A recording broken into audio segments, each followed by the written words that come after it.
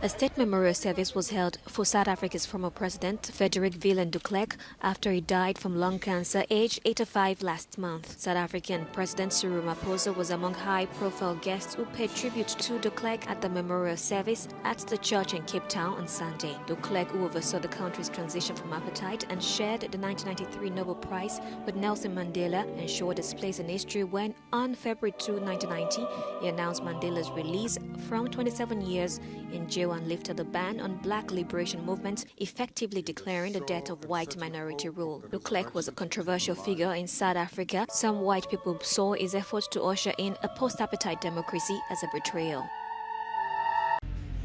Nigerians over the weekend were thrilled after visiting the illumination of the Christmas village in Abuja Saturday. Parents brought their children to enjoy the celebrations, which included traditional dancing and abundance of toys. Many enjoyed the occasion despite the COVID restrictions. It feels really good to have an Xmas celebration that we can actually come out and celebrate. It's good to be here, to have a breath of fresh air, you know, with the last year pandemic, lockdown, and now we're not having any lockdown. It's a good time to come with the children, just to have fun. Abuja's Indian and Mexican communities were also represented on stage. The event involved dancing and singing among children and adults as the world ushers in the Christmas celebration this December. In France, the Court of Appeal in Versailles announces on Monday the decision on the case involving Congolese rumba star Koffi Olomide. The artist who lives in France is on trial for sexually assaulting and kidnapping 4 of his former dancers while touring in France.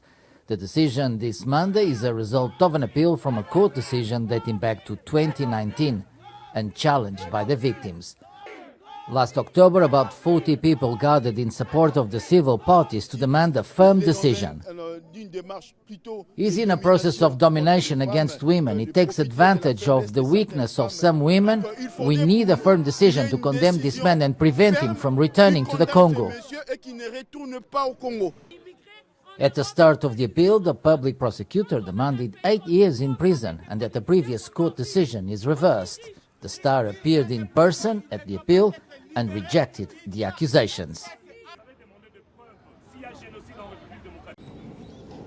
Day after day, Helder walks miles against fear and disinformation about COVID-19. His job is to walk the streets of the outskirts of Maputo to raise awareness among young people about vaccination against COVID-19.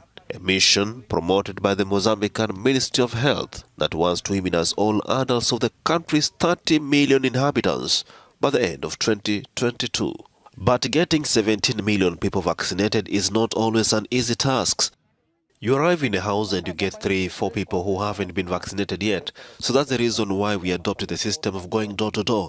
The team doesn't go there, the mobilizes does. He organizes the vaccination since we have to be here with them in the proper environment. So mobilizes goes, and when he gets 5-6 people, he brings them here. The Mozambican Health Ministry says that at least 6.8 million people have taken one jab, 4.3 million the second dose. However, the country still has some pockets of resistance, especially among young people. They are the target group of the vaccination campaign against COVID-19. The vaccine is effective, at least it decreases the probability of people being hospitalized. We still can get COVID, but in a lighter way. So people should trust the vaccine and come here to get vaccinated, and it doesn't hurt. Appeals are now being reinforced in the approaching festive season and the possible imminence of a 4th wave of the pandemic in Mozambique. South African President Ramaphosa is receiving treatment for mild COVID-19 symptoms after testing positive for the virus on Sunday. His office confirmed. Ramaphosa started feeling unwell and a test confirmed COVID-19. A statement from the presidency announced.